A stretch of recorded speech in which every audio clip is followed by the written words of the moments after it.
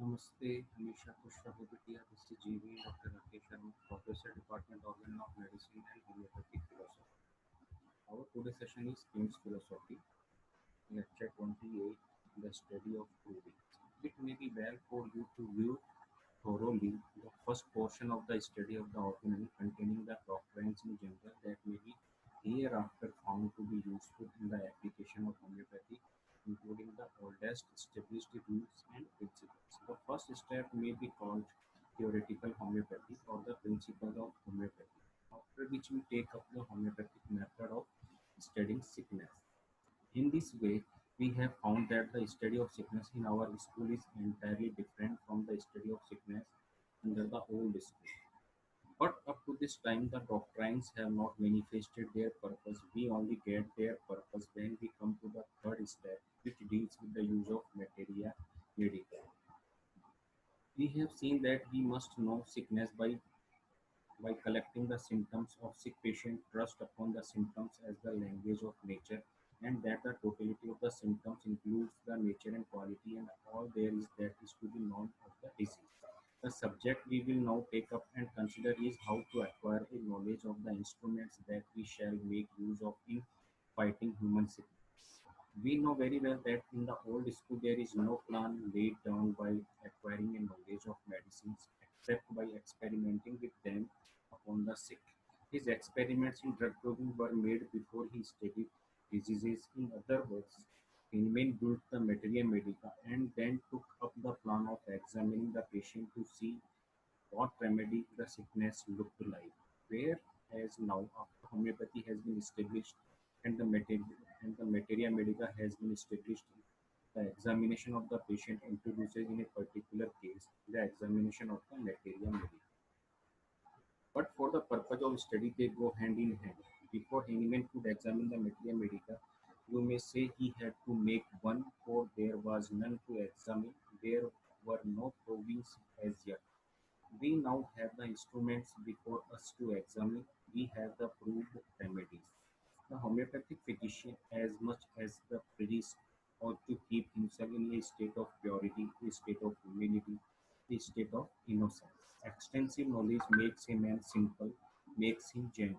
Extensive knowledge makes a man realize how little he knows and what a small concern he is. A little knowledge makes a fool of man and makes him think he knows it all. And the more he forgets of what he has known, the bigger man he feels he is. The smaller he feels he is, the more he knows may rest assured. In order to do this, he must study and keep himself in a state of gravity and in a state of innocence. In this frame of mind and this frame of mind only can the physician proceed to examine the materia medica. We have already said that Hahnemann had no materia medica to start with.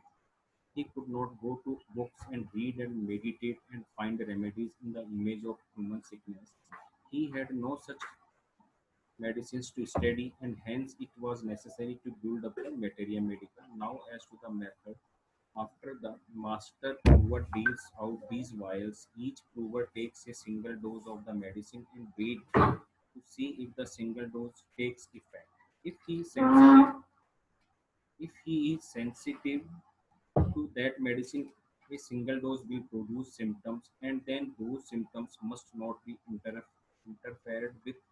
They should be allowed to go their own way.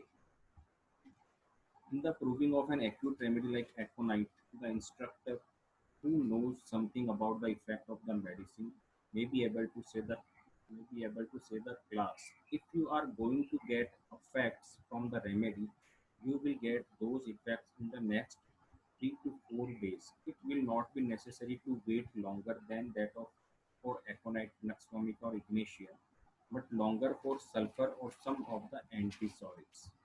If we were attempting to prove a remedy like silicata of alumina, the master prover would advise the class not be interfere with the medicine for at least 30 days because its prodrome may be 30 days. It is highly important to wait until the possible prodrome of a given remedy is surely past.